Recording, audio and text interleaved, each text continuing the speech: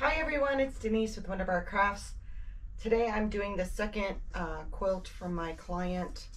It is the wildlife quilt, and so I'm going to hopefully be able to get all the footage. I'm not sure if all of the footage from yesterday uploaded. I think I lost a couple of the frames, especially like the last part of it, but I think I figured out the problem and hopefully won't have that again. So what I've done is I've already ironed out my backing. I've got it draped over so that I can load it. I don't know if you can see, but down in here is that netting that I already accordioned the batting for. So I am ready to load.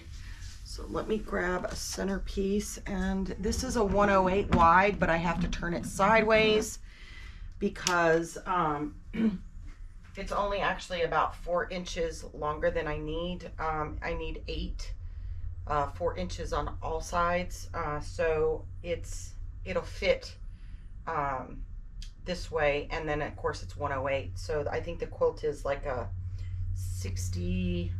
I want to say it's. Have it written down. Hold on. 61.5 by 74. So it's about a double. So so that's the reason why I'm gonna have to put it the other way. It's non-directional. It's just a camo style backing. I marked the center. It doesn't have to be perfect when you're doing these red snappers, so long as you have the same width, but it's ideally it's ideal to try and get it centered as much as possible. However, it's not the end of the world if it's, 39.5 over here and 40 over there. Okay, so long as it all rolls up onto the backing rail evenly, and we get all the creases and stuff like that out of it, that'll be great. All right, so I don't know if you guys seen the video from yesterday's or if I'll even get it loaded, but inside my leader I sewed a pocket, and there's a small tube that has a dowel that attaches, and that's what slides into here so that you can use these pieces that snap over the top to hold your fabric in place instead of pinning your fabric. I find it's a lot quicker to get it loaded that way, instead of pinning. Let's see, I think it's and of course anything that saves a little time is always helpful. I have seen these red snappers with long pieces. When I ordered mine, this is how it came. So I don't know if they've stopped making the big long one piece, and figured it was easier to give you shorter pieces so you could adjust. I'm glad that they did, because if I put my shorter leaders on like I had on yesterday, then I for some reason think that's a little shorter there. I'm trying to readjust it here. What I'm trying to do is keep the wave out of the backing there. And sometimes you got to roll it up a couple times just to get it straight, and that's okay. That's pretty normal. But I don't like to pin. I don't like pins. I've said this on other videos doing crafting stuff. I don't like pins. Pins don't like me either. So, all right. So let's see. Okay. So what I'm gonna do now is lock down my rail. And I'm just going to kind of shift it a little bit because I don't want that. I don't want it to do this because then it's not going to lay even. You're going to get puckers and snags. So I've got a little ooby dooby. She's upset today. I don't know why. She can come in the room. She just, I don't know what's going on. I don't know. So I'll give it a little spritz of water. I just use distilled water in my sprayer. It's just a cute little, it's a Quilter's Life or Quilter's Corner. Friends don't let friends go quilt shop to quilt shops alone. Cute, huh? So, and I like it because it's misty. And so it just gives enough water. And then I'm just gonna roll it up.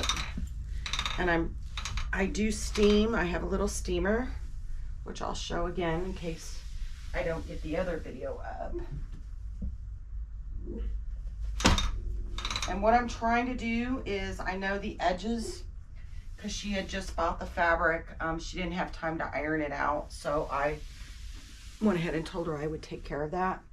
I know that when you get it from the fabric store, it's not always cut exactly straight. And if you ever buy fabric from the store and can't figure out why it's not level, why it's not cut even, right?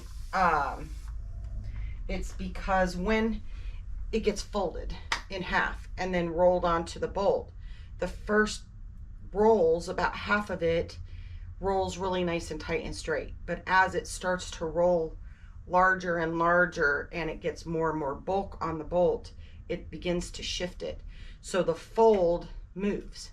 So although it may be in half and they go to cut it and it looks like a straight edge, if you take most pieces, and I'll do a video and show you what I'm talking about, when you take your two ends that may be straight, the center of it, it's all wonky. So when you actually lay it out, you may have anywhere from, you know, a quarter of an inch all the way to 3 inches difference.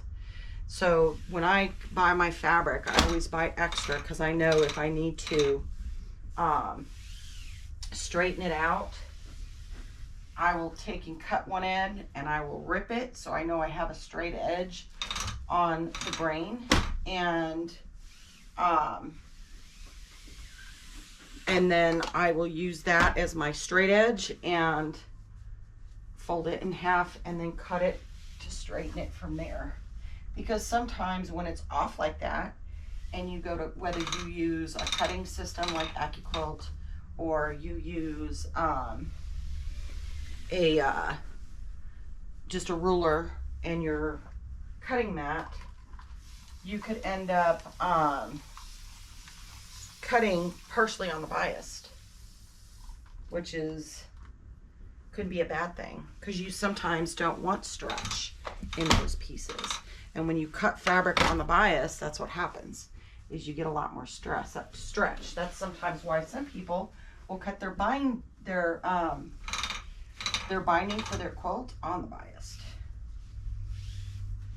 So as you can see, what I'm trying to do is just keep it straight so that I'm not getting any of that shifting. And it's not going to be even here. If I worried about evening that, I'm going to move this tray. Then I would have some crooked parts. All right.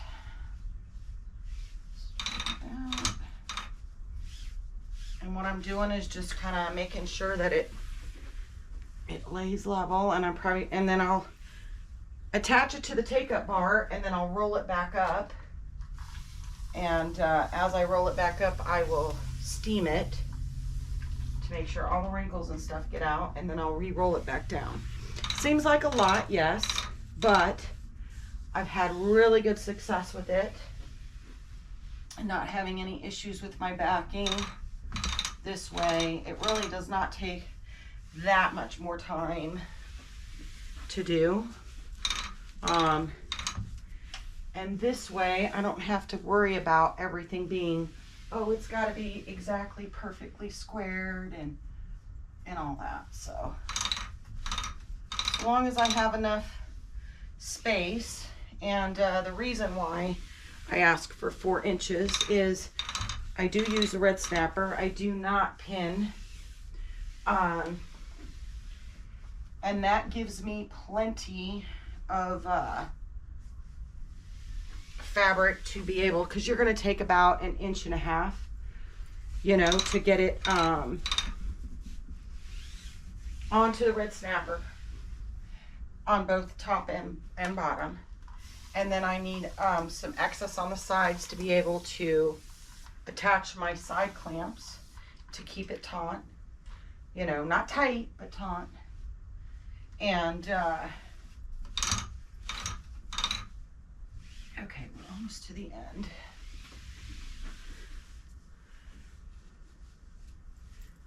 Make sure this is even. And then I am almost at the end on the back. So what I'm going to do is, because it has to come up underneath my dead bar, I'm going to pull this down and lay it up there. And I'm still finding wool batting from the previous quilt I did. But I did enjoy doing that wool batting quilt because it came out really pretty. So, all right, I'm going to roll down so that my leader lays on the back there. I'm going to grab another half clip, little short one like this that I used to clip it in the center. I'm going to turn the camera so you guys can see it from the back side, because I don't know if you can see it from here. So let me get all that situated and we'll pick up from there. Okay, I am over here on the back side, back here. I don't know if you can see me quite, but you should be able to see what I am doing. So I'm just going to pull this out and make sure it's straight. I don't want any tucks or anything. And you could measure the center, but I can tell you now, it's probably not going to, you're not going to have a square enough piece to do that with. So I'm just going to lay my leader down and just tack it over. And do the same thing I did on the front side, on the bottom of the backing. What's up, Miss Heaven?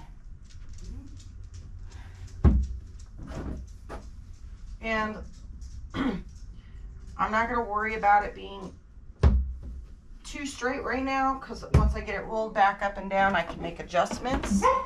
Not a problem. She's upset about something. I don't know what. Sorry about that, guys. She's having a mood. She's getting old. She's had a couple surgeries to remove some cancer. That she had a couple cancerous tumors in her neck. We had to have that removed, and it was quite, you know, okay, for some reason I've got a little bit longer piece over here. So I'm gonna slide these down, because I got more on one end than I do the other. And that's a nice thing about these, is you can kind of slide them.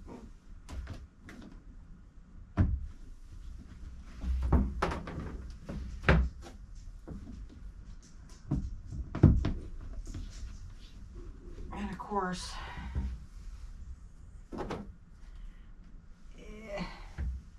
and we'll see how straight that is once we get it rolled up. All right, so what I want to do is roll it to about, make sure my leader's straight, right on top here, just so I can grab it if I need to. I am going to move back over to the other side, because I can already see there's waves in it. but we're going to get that fixed here in a second.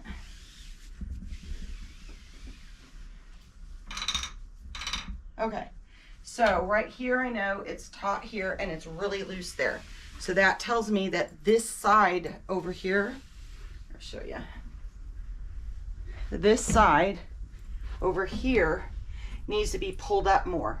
So that means that off the bolt, it might be 108 over here, but then it might be like, or 107 or 106 over there, but 108 over here on this side.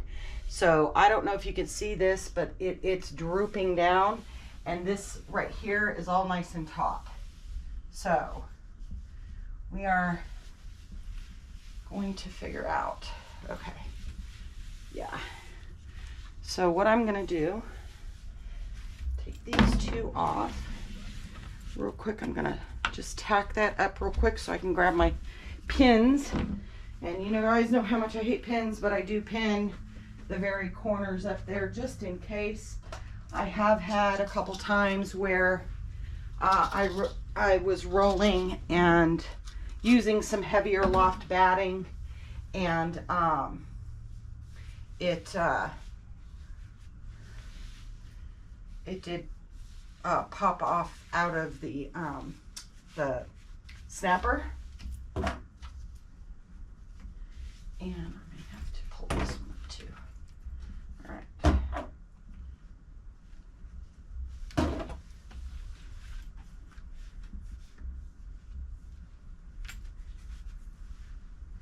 And I'm just going to tighten it up.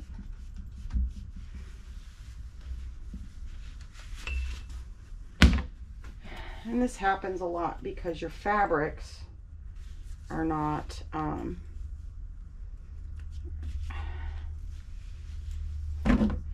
like I said, when it's rolled up on the where is that?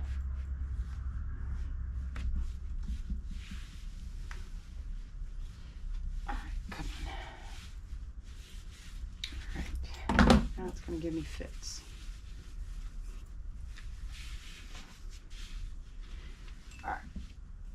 Tight. And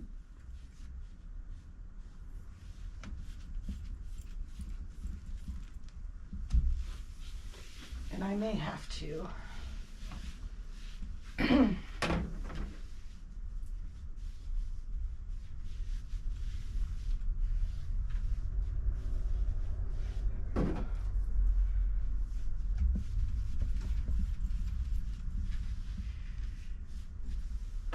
but this is much easier than pinning and then rolling it and then finding out I got to take out all my pins and re-get it squared away again. Now, if you have a piece of fabric that you absolutely know is squared completely, then, you know, typically you're going to have a problem. All right, let me see if I can get this. Because I think what's happening is my leader is shifting a little bit on here. There we go.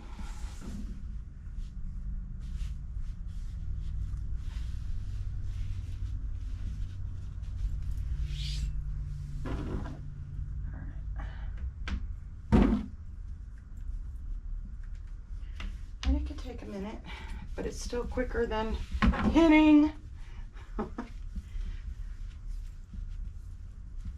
Okay.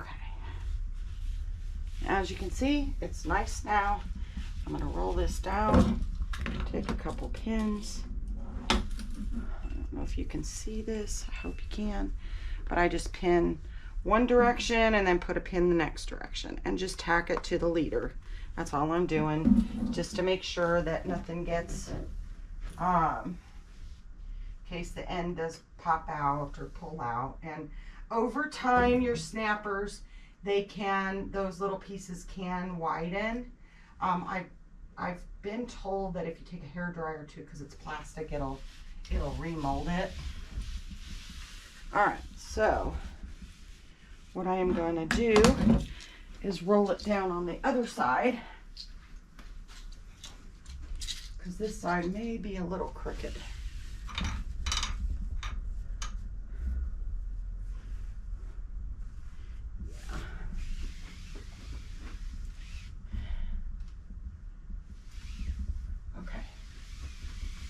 All right, so let's take it down.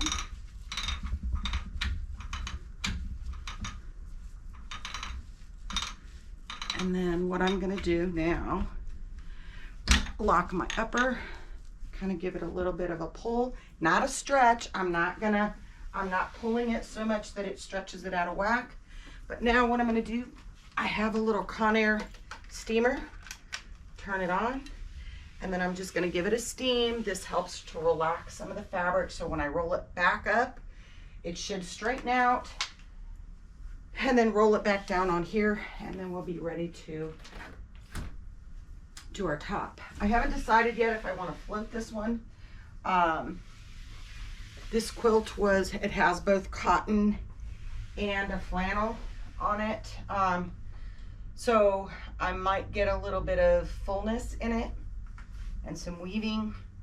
And it may be easier to float it, but I want to get it on here and just see how it sets before, because I don't know if I want to pin it, because I do pin to my my top rail for the quilt top.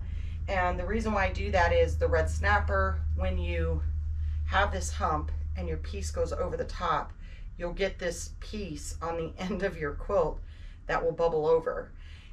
That's just more time I have to spend ironing and getting it out. So, and I really don't like that. So I do pin it. All right.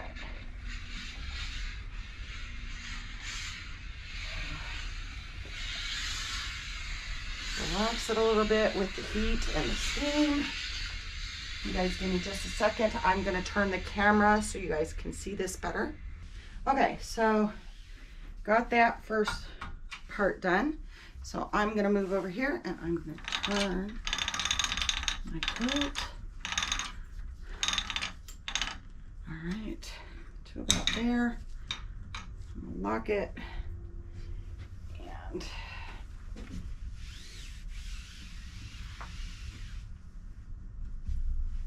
okay, turn my steam back on. Although I've done some of this already, I'm kind of like doubling down over it. I just want to get any wrinkles, anything that could be a potential problem out of the quilt now. Because once you sew it, it's going to be a booger. All right, unlock. All right, come in from the back. Just give her a little.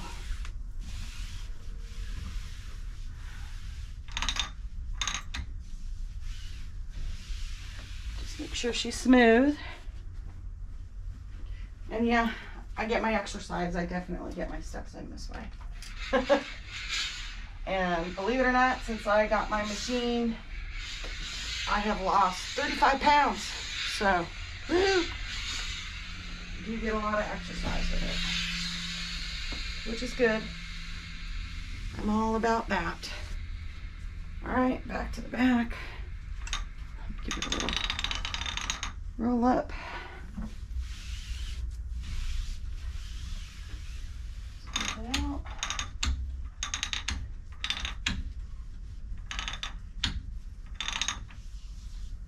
This way I can get any loose pieces, fuzzes, anything like that off the back side so they don't get sewn into the quilt.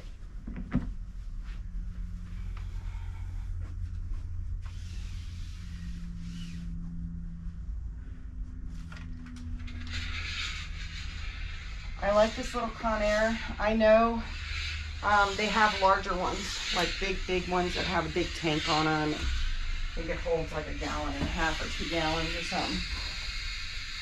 They're just too expensive. I think locally here, they're $1,200 or something. And to me, to spend that kind of money and not have the space for it, it's just not worth it. I got that little Conair at Costco, I believe. And it's worked great. So I think I paid like $50 or something for it, something like that.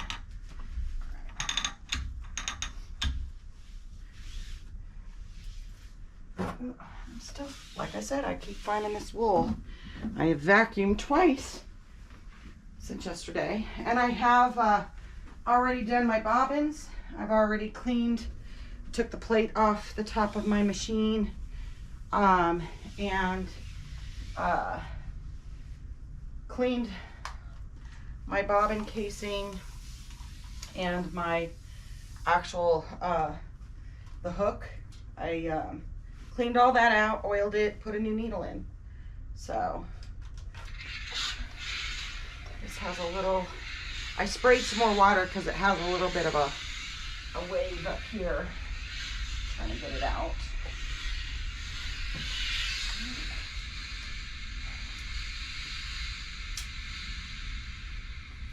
Okay, back around again.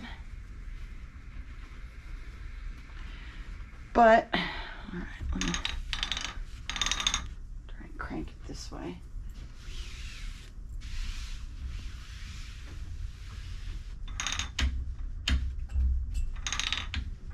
Because I don't have my handle over there. Sometimes it gets a little stiff to turn on that other side over there.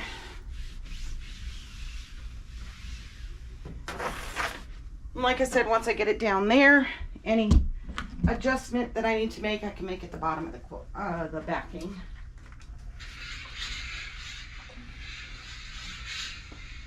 Because it's starting to get loose over here.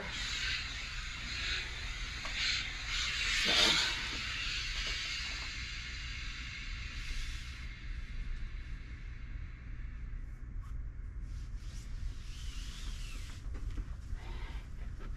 And you're talking 108 wide, which is about 3 yards you have to roll up onto this.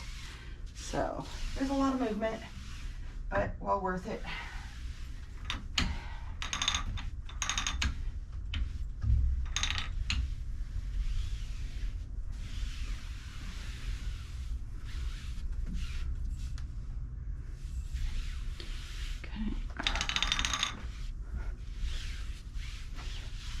We're getting there.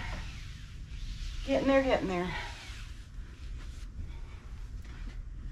Whew.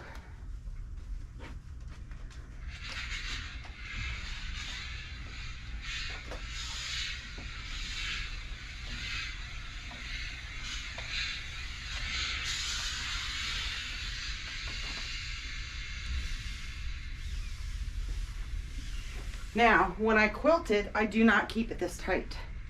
This is pretty tight. I have a way that I check my tension on my machine, or not my machine, but my frame, so that I get good, I don't get, my stitches don't get too tight. Because if you pull it too tight, right, it will, when you relax it off of the frame, it can make your stitches go, and then, you know, it kind of distorts it a little bit, and it does not look good. All right, so this side over here, I notice we are probably about 1.5 inches, you know, off, and then this side is maybe 1/4 inch. So that just goes to show how much difference when they cut it, how it weaved. Because they cut it when it's in half. They'll take the scissors and go whoop, and you don't know if they're going whoop. So, and that's to be expected. And because I only had an extra little bit, I couldn't take the chance of tearing it, just in case it took more than 2 inches on either side, and then I would have been having to go buy her a new piece of backing.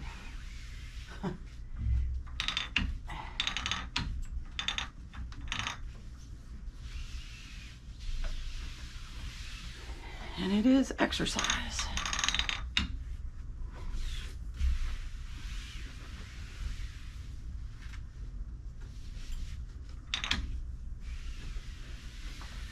Whew. Almost there. I know, it seems a little tedious. But for any of you that are new to quilting and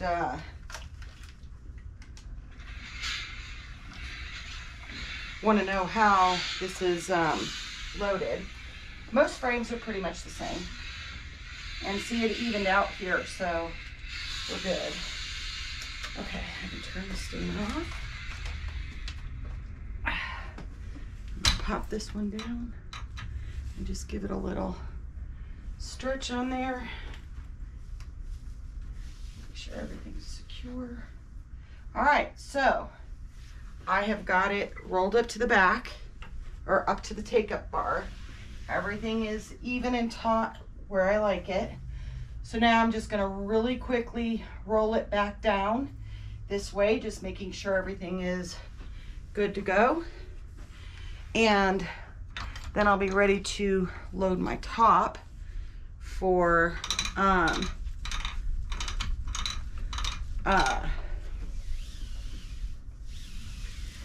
to determine whether or not I'm gonna float or if I'm gonna pin it to my leader. I may pin it just because then I know exactly where it won't shift on me. Because if it was a small baby quilt or lap quilt, I'll float it. It's just much easier than doing it any other way, so, for me. And every quilter, you're gonna find your niche, you know. I don't know if I mentioned before in my other video or not, but I use a baby lock regalia. I have a 12-foot frame. I have a 13-foot light bar. It's actually for the 12-foot frame, so it's 13 feet because it sits over the top over here to give me good overhead lighting. And my regalia has a 16-inch throat space. When I was looking, I did look at the Gamels and I looked at Bernina before I decided on my baby lock. And the reason why is I do like baby lock. My sewing machine, my serger, and my embroidery machine, my multi-needle is all baby lock. So I do like the extended warranty you can get with it. I like the service you get with baby lock, so that was number one. Number two, although with the Gamel and with the Bernina, you got a larger throat space. I'm 5'2". So this is perfect because I can reach across. On a 24, I'm like way over here. There's no way. And then if I want to do any custom quilting in the future, I mean, I do ruler work and stuff like that, but if I want to, I do some custom on my own quilts. I'm not quite ready to do client quilts with custom freehand quilting yet. I'm getting there. So there we go. We're good. Lock that top down. Pull it out just a little bit. This is not how taut I will have it to quilt, but for now, I've got it right there so that I can figure out, I've got a nice taut area to put my top on and figure out what I want to do. So there we go. But like I said, I'm 5'2", so having a 16-inch, it does mean that I have to do a lot more rolling up more frequently than the 20 or the 22 or the 24. But for me, trying to quilt like this, it's just not going to happen. It's just not. I mean, like I said, I'm 5'2", so this is perfect for me. So if you are interested in looking, or you're considering a long arm, look at those things. Having a large throat space is great if you're just going to do edge to edge digital designing. But if you want to do any freehand, if you don't have the arm space to do it on that frame that they show you or that they display it on, my suggestion would be go to something a little smaller in the throat space. but I did opt for the larger so I could do California Kings. I've only done one. I did my daughter's. You guys may have seen the little short video that I did. I put it on YouTube. When I did freehand, that's the first time I've ever done it for somebody other than myself. I did it on my daughter's. I did the orange peel, and I was happy that I did not have to go so far with that. But having that California King means I've got a lot of width that I can go back and forth with. I do have two sets of leaders. I have the standard leaders that go all the way out to, I do believe, like they're going out to like 67 inches this way and 67 inches that way. So they do not take up the full, but if I needed to, I can always put an extender piece on it. And then I bought a second set, the actual set that came with the frame. I cut those so that they're 90, so that I could do 60 wide, or I could do a, you know, a wider quilt with it. And then that way I don't have all this, I don't know if you guys can see it, but I get like all this excess flap stuff, which really doesn't inhibit the quilt. It just, for me, it's kind of a, drives me kind of nuts a little bit. My ADHD kind of goes bing, and it kind of drives me nuts. So having the shorter ones for things like that, like I did yesterday on the baby quilt, I had the shorter leaders on it. It was much more manageable. So, all right, so we're ready to move on with the quilt top. If you'll give me just a second, I'll get it off the ironing board and I'll show you how I pin it to the top rail for my quilt top rail. Okay, so now I'm ready to put my quilt top onto the quilt top rail. What I've done is pulled it up just barely over the backing. I'm using the flat portion of this just kind of as a level area, to a flat area to pin it, but I have to be careful that I don't pin it to the backing down here. What I've done is I've put my magnets on there to kind of hold the ends up, and I am going to pin it. And you guys know how much I hate pins. But I have marked the top and the bottom center with a safety pin, and I'm just going to pull it down so that the quilt sits on the pin line. Okay, so I have enough space to be able to do this. Now this quilt has flannel outer borders, and there's a little bit of fullness in it. So when I go to quilt it, I'm going to have to make sure I do a little cat scratch to kind of get the fullness in there without puckering. So I am going to have to keep an eye on that. Let's see, this one sets at about 30 1/4. This side's about, right about 30 1/4, thereabouts. Let's see. But as I roll it down, I'm going to kind of keep my eyes to see if it weaves in or out. That way, when I go to program it using a digital, I know that if one portion may be, let's say it goes out a little bit, it happens, okay? Then what I can do is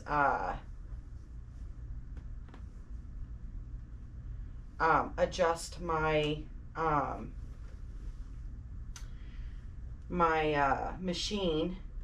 Sorry, trying to do two things at once. I can adjust my machine to say, okay, I know this side goes all the way out to 30 1/2. So when I program it, I'll do it to 30 1/2 over here, and 30 over there on that side. So then that way, when I quilt off the sides, I get it fully off the side and not, partially off like I thought it was gonna do. And okay, so I'm pinning right above that pin line, about every 3 inches or so, and I'm trying to prevent myself from pinning to the backing. Now you could certainly take this off, the leader off, and pin it and then do it, but my leader was already on, so it was just much easier to do it this way.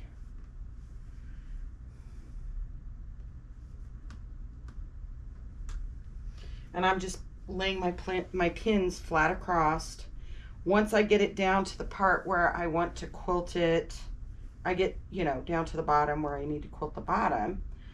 When it comes up to, I don't know, about here, before my sew line, I will unpin it from the leader, flatten it out and steam it, and then once I roll it up to get to that point, I'll sew it down to the backing. Okay, so this side I could double pin, but I think what I'm going to do is double pin it going inward, because I always stick myself there. Oh, and I do keep Band-Aids in my sewing room because I don't know how many times I have had to stop doing what I'm doing because you don't want to get blood on anything. And if you sew, you know what I'm talking about.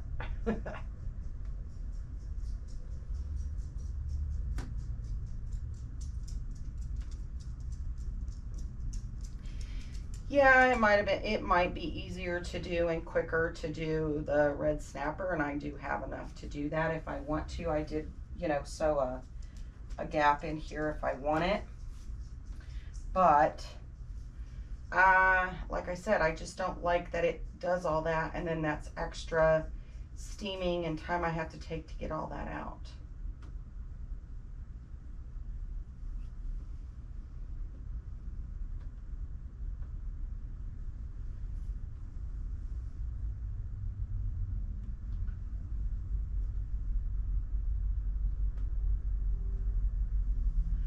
I had when I first got my machine, and I don't know if any of you have ever had this experienced this problem with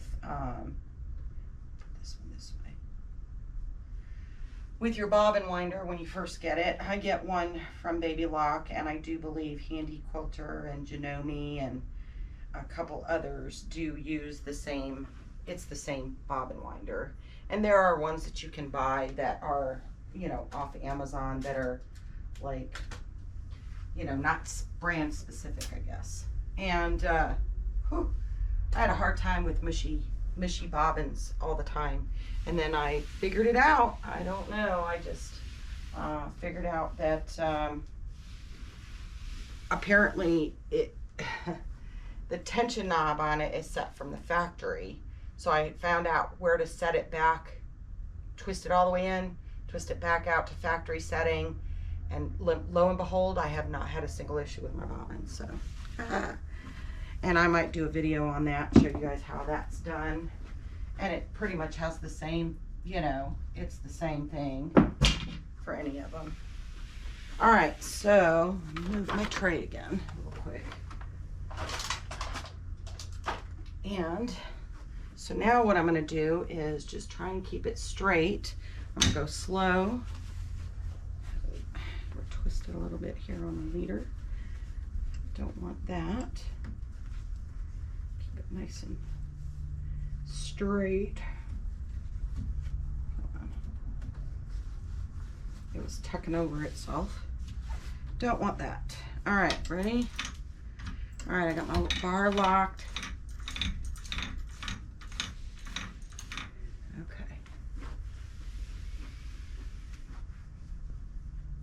Okay, we're still at 30 over here.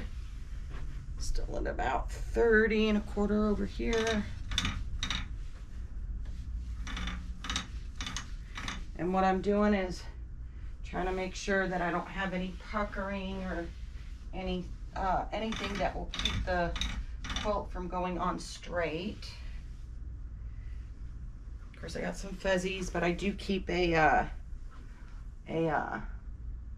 lint brush. Okay, so we're at 30 and a half. We're at 31 on this side and still at 30 on over here. So 31 and 30.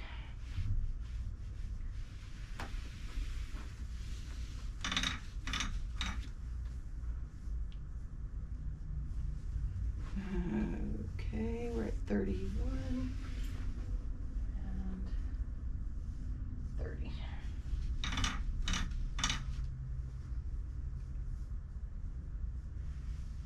trying to keep it as straight as possible without distorting the quilt. Okay.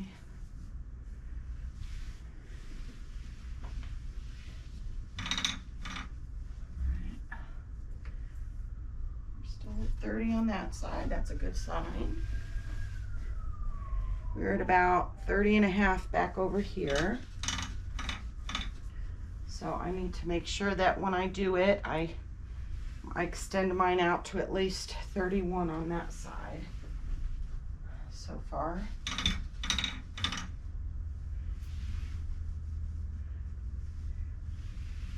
And what I'm doing is just smoothing it out, making sure I don't get any puckers in there. Trying to get some of the fullness out of it rolled up onto the bar, if I can. We are at about 39 and a half over here, and at about 30 and a half over here.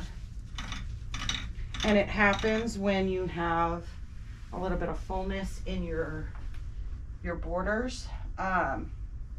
This can happen, and a lot of times, you know, she used flannel. So flannel sometimes does have a little bit more fullness, so when you're sewing it to cotton, you can get some of that fullness in there from the stitching. It happens. It's not like it's not quiltable, you know. All right, so we're at about 30, about 31 and a quarter over here, and 30 over here. And you see, you can see kind of some of the fullness over here, and I'll have to cat scratch that in, but it can be done. And what I'm going to do is a lot of strings still.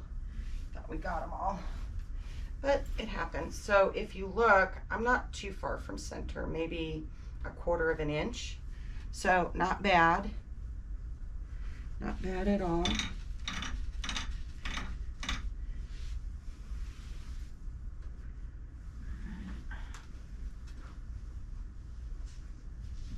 And I'm going to take it all the way down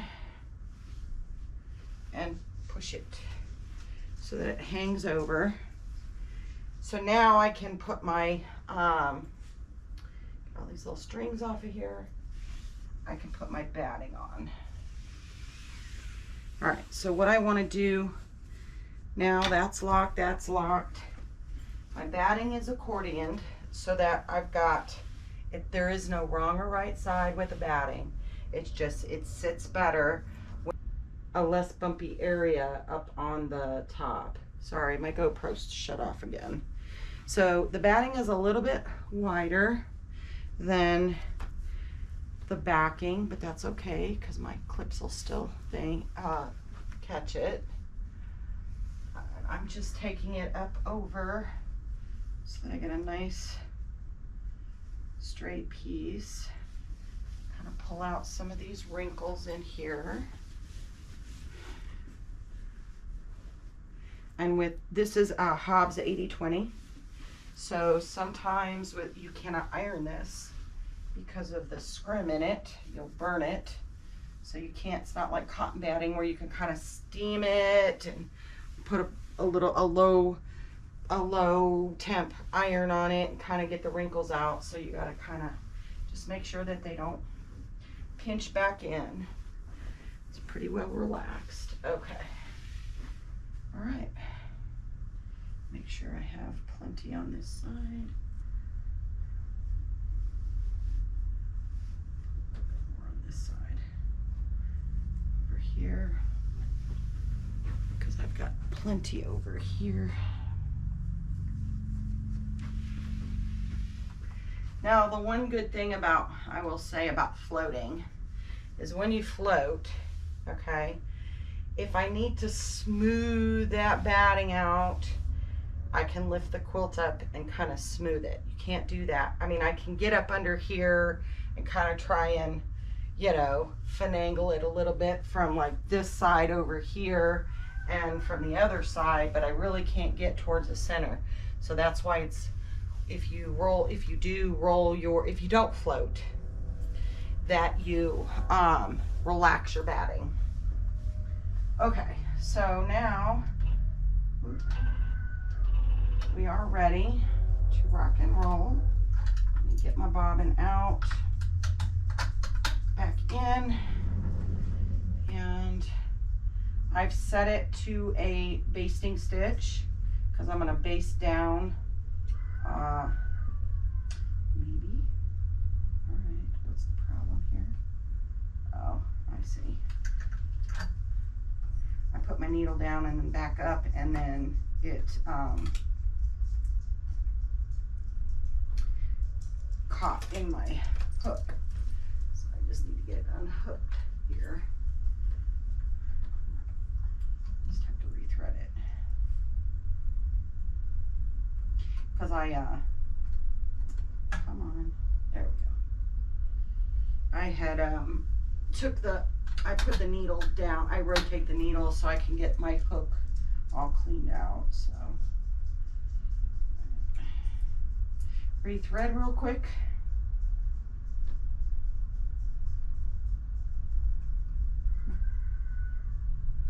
Helps if I put my glasses on, but I'm not trying.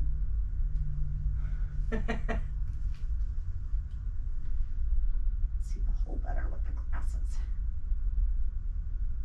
I have a needle pointer, like a little red beam that tells me where my needle is going, and sometimes it gets in the way. All right. Now, put my side clamps on. All right.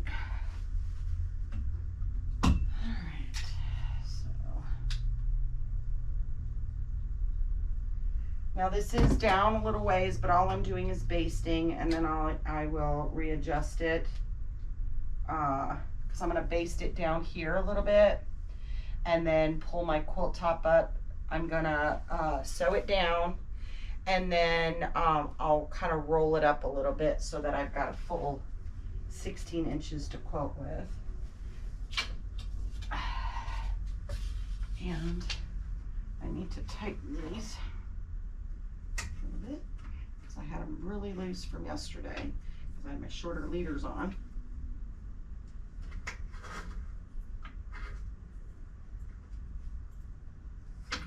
All right, not too tight, but not quite piano, but tight enough to pull. You don't want it to pull too tight. If you have it pulling too tight, it's gonna distort the quilt on one side or the other. Do this side real quick. Oh,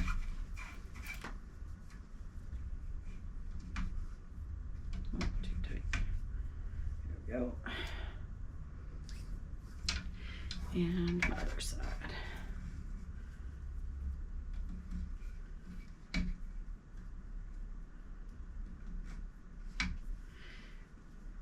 I have I do have the red snapper side clamps, but sometimes I spend more time trying to get the fabric in. I do know there's a trick to getting it. I just, it's a pain in the butt. And then I broke my last bungee on those because it was pulling in one area, and it didn't fare well. All right, let me get my tray back moved over. And we are ready to tack it down. So, like I said, I want to come down a little ways. So there's where my red snapper is. I want to come down a couple inches. I have enough room to do that.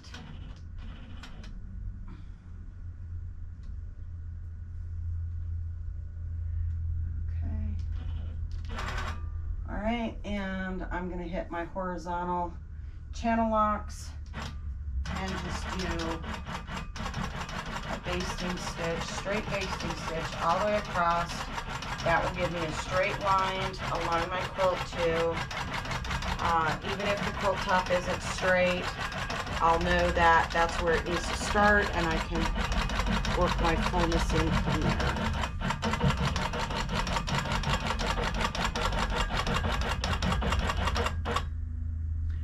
All right, stop. All right, I don't know if you guys can see me all the way over here or not.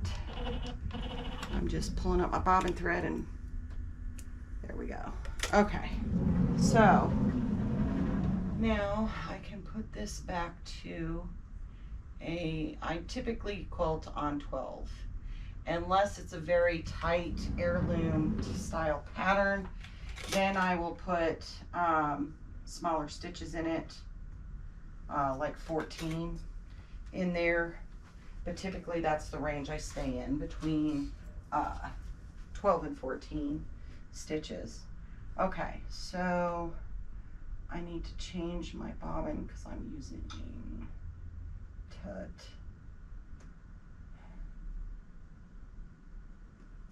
All right, and then, so I'm gonna take this and push that off for right now. And I'm gonna get my quilt back up, unlock my rail, and pull it out and up. So 31 over here, so 31 and a half, and then it's 30, it's been no more than 30 over here, so I'm going to go 30 and a half and 31 and a half. So I'm going to write that down real quick just so I remember. 30 and a half by 31 and a half. That actually I'll go 31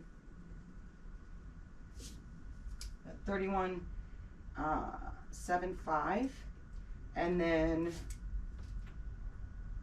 it went 30, we'll say 30 and a half, because I think 30 and a quarter was where it was at. So that way when I go to set it on the machine, my area, I can do that. So we've got a nice straight edge. And what I did was sewed 1/8 of an inch around to keep from fraying, and it also helps me guide where, so I've got some fullness here. I'm gonna have to bring up a little bit, so, okay. And now we're gonna grab pins again. Oh, how I love my pins. Yuck.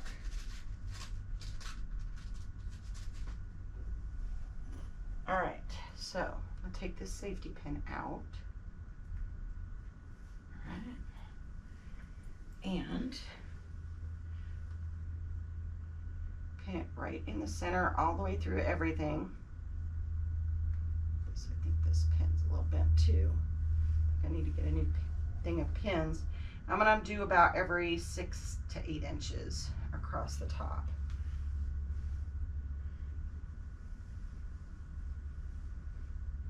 Trying to keep that straight. Doesn't have to be perfectly on the line, but this helps me to, you know, keep everything straight as possible, which always makes for a nice quilt. Then got some fullness over here.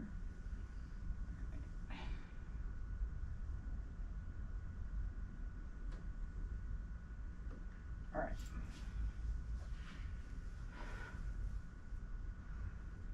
Okay. That one's got a dull tip. Don't want to come in the fabric.